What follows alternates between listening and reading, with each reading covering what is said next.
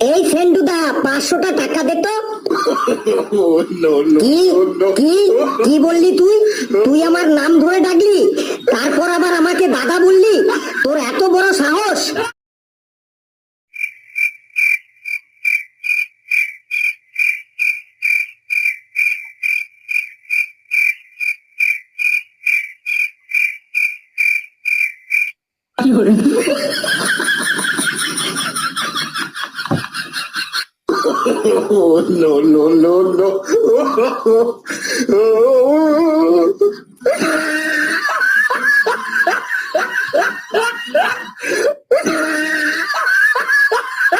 ও বাবা বাবা,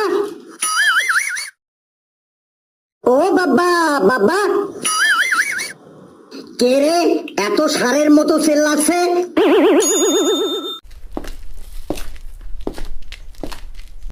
আমি তোমার ছেলে পটাই গো পটাই।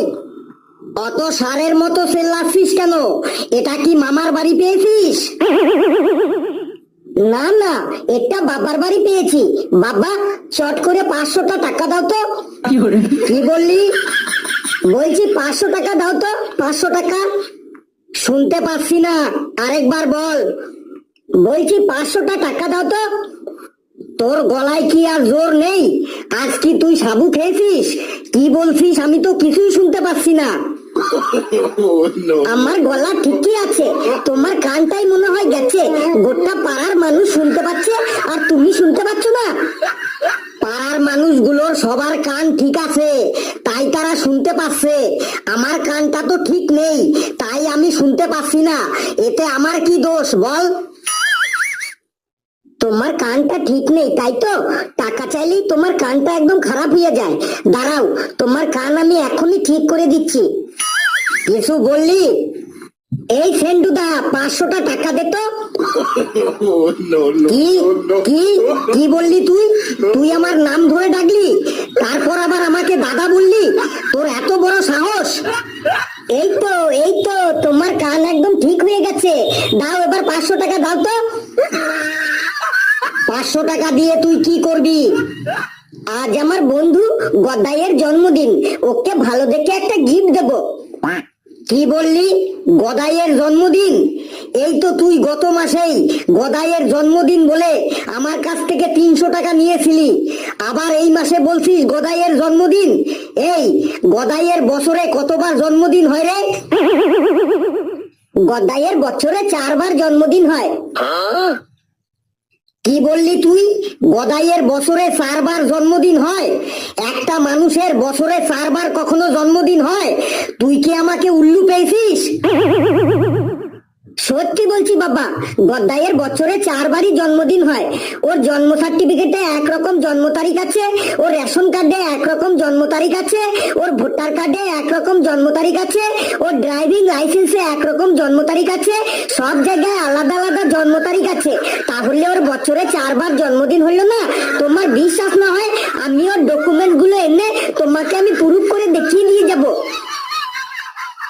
যা, তুই এক কাজ কর, তুই গদাইকে গিয়ে বল ওই সব জন্মদিন পালন না করে ওই ration card, voter card, driving লাইসেন্সের জন্মদিন গুলো কারেকশন করা।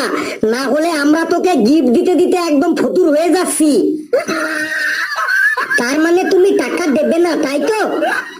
না, দেব না। দাও না বাবা, এইবারই লাস্ট। এরপরেই ওকে ওর সব ডকুমেন্টস গুলোতে জন্মদিন গুলো একসাথে কারেকশন করাতে বলবো, একদম প্রমিস।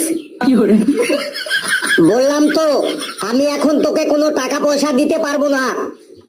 দাও না বাবা, এই দেখো কত বড় কার্ড ছাপিয়ে আমাকে নিমন্ত্রণ করেছে। কোনো গিফট না দিলে আমার প্রেস্টিজটা একদম ডাউন হয়ে যাবে। তুমি কি চাও যে আমার প্রেস্টিজটা ডাউন হয়ে যাক? কই নিমন্ত্রণের কার্ডটা দেখি তো।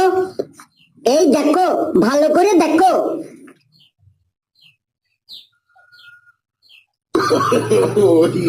কই এই কার্ডে তো কোথায়ও গিফট দেওয়ার কথা লেখা নেই। নিমন্ত্রণের কার্ডে কখনো গিফট দেওয়ার কথা লেখা থাকে? তাহলে গদাই কি তোর কাছে কোনো গিফট চেয়েছে? কেউ কি কখনো মুখে বলে যে আমার জন্মদিন, তোরা সবাই আমাকে গিফট দিবি?